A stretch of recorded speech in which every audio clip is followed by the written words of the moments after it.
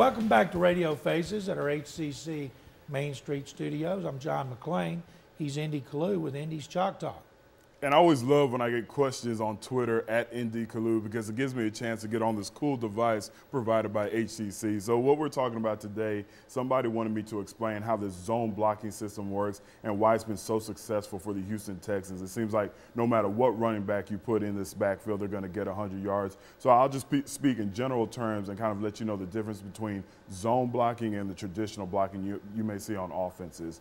So typically when you're talking about run blocking from an offensive point of view, from their big guys in the trenches, the offensive linemen usually block who's closest to them. So in this scenario right here, which we're going to use a 3-4, this right offensive tackle would block this defensive end. It may call for a double team if this defensive end is shaded to the inside. This center would obviously block the nose tackle. If they wanted to run the ball to the right, the center would just seal him off.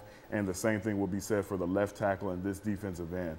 But in the zone blocking system, what you see is the offensive linemen don't care where the defensive players are. They don't care who's in front of them because they have a predetermined area that they're going to block, hence the word zone blocking. And it's up to the running back to have one cut, then go up the field. So it looks a little bit something like this. This tackle would just block here, then whoever came in his face, he would block. This guard would go to this area, and he would chip the nose tackle. And if the nose tackle was trying to cross over to his left side, he would have him covered. This center would block here, and whoever came to his face, whether it's the inside linebacker or the defensive end stunning end, that's who he would block. Then the right guard would probably end up pushing this defensive end out, and the right tackle would block and go up to the second level and hit whoever comes. And it's up to the running back, and I'm using number 44 because he's the guy the last 2 games had gained over 100 yards.